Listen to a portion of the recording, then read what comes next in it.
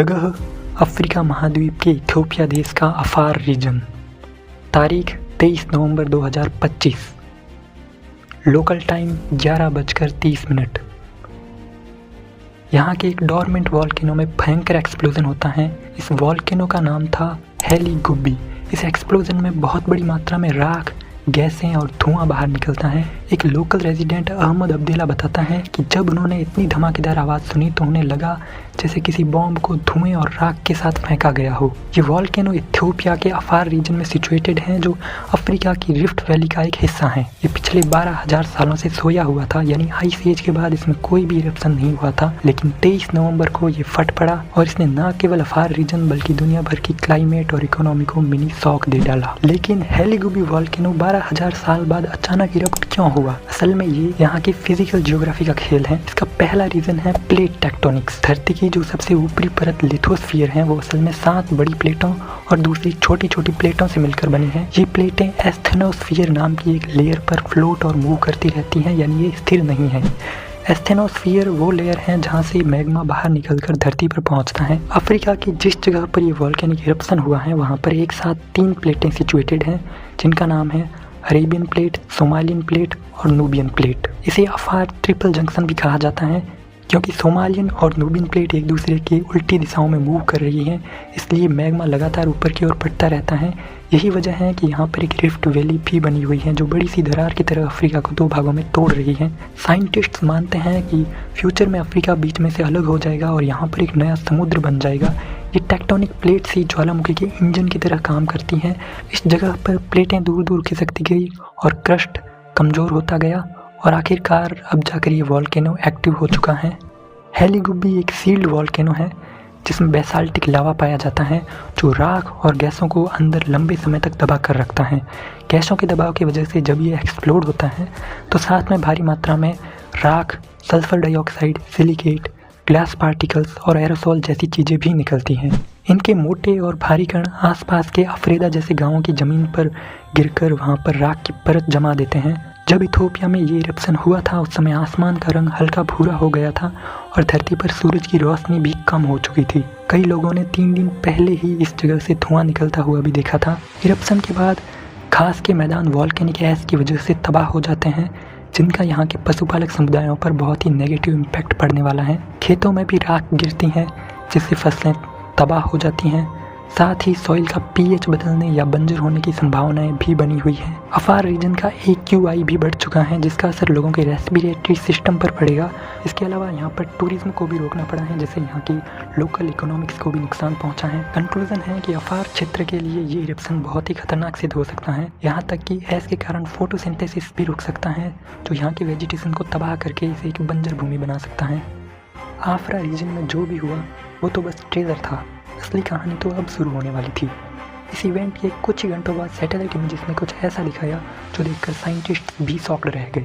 Satellite से पता चला कि वॉल्केनो से निकलने वाली गैसें और राख क्षोभ मंडल के ऊपर पहुंचकर बड़े बड़े बादल यानी ऐश प्लूम बना रही हैं, और ये प्लूम लगातार मिडिल ईस्ट और साउथ एशिया की ओर ड्रिफ्ट कर रहे हैं। ये प्लूम इथियोपिया से रेड सी, यमन, ओमान और अरेबियन सी से होते हुए साउथ एशिया की ओर बढ़ रहे थे। 48 घंटों के अंदर ये पाकिस्तान और भारत तक पहुंच जाते हैं।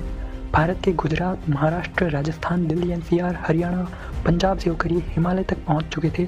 इस तरह इथियोपिया से चाइना तक एक मिस्टीरियस ऐश कॉरिडोर बन जाता है। एयर इंडिया, इंडिगो और अकाशा जैसी कंपनियां अपनी सारी फ्लाइट्स कैंसिल कर देती हैं। भारत के DGCA यानी director general of civil aviation को एडवाइजरी जारी करनी पड़ती है कि एयरक्राफ्ट इस अफेक्टेड कॉरिडोर को अवॉइड करें, वरना इंजन्स को नुकसान पहुंच सकता है। पहले से उड़ चुके एयरक्राफ्ट्स को निर्देश दिए गए कि अगर उन्हें इंजन या वाइंड फील्ड में कोई नुकसान पहुंचता दिखता है तो उन्हें जल्द ही रिपोर्ट कर देनी चाहिए। साथ ही 28 उड़ानों को रीरूट करना पड़ा। आकाशा एयर ने मिडिल ईस्ट में जाने वाली अपनी कई सारी फ्लाइट्स को रद्द कर दिया, जो जेद्दा, कुवैत, अबू धाबी जैसे शहरों की ओर जा रही थी। यहीं पर 2 सवाल उठते हैं। पहला, आखिर ऐश प्लूम्स एशिया की ओर ड्रिफ्ट क्यों कर रहे थे? दूसरा, एयरलाइंस इनसे इतना ज़्यादा घबरा क्यों रही थी? पहले प्रश्न का जवाब भी फिजिकल जियोग्राफी में ही मिलेगा।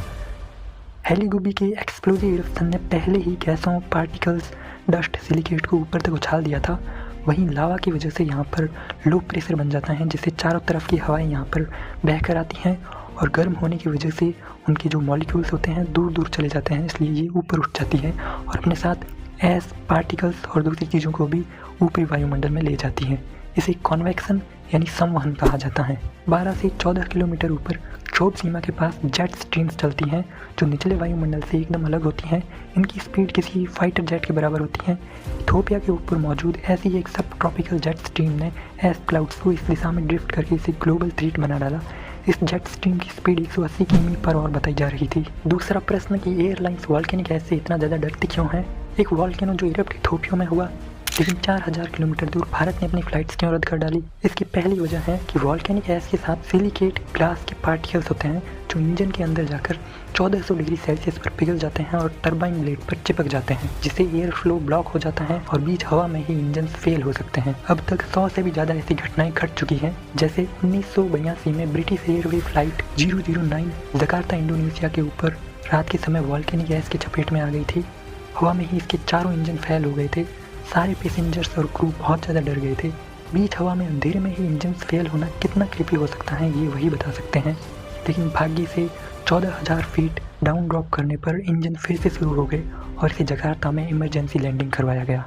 वॉल्केनिक गैस की वजह से अब तक कई सारे इंजन फेल हुए हैं, लेकिन अच्छी बात यह है कि अब तक इससे कोई बहुत बड़ा हादसा नहीं हुआ है। वहीं पर जो एस पार्टिकल्स होते हैं वो प्लेन की विंडशील्ड पर जमा होकर विजिबिलिटी को कम कर देते हैं, जिससे लैंडिंग के समय पायलट को रनवे दिखना बंद हो जाता है और अगले ही मोमेंट हो सकता है एक हादसा।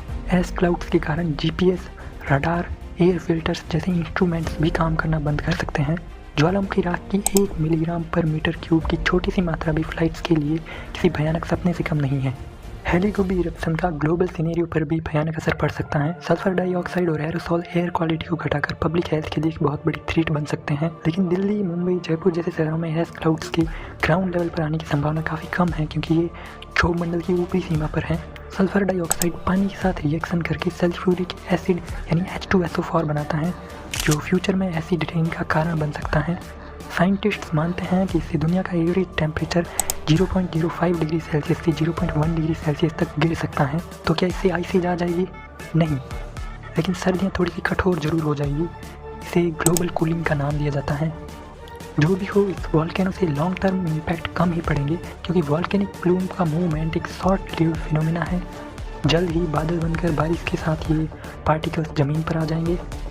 ये इवेंट हमें याद दिलाता है कि हम चाहे कितने भी आधुनिक और विकसित हो जाएं, लेकिन प्रकृति के कहर के सामने हम बेहद छोटे हैं।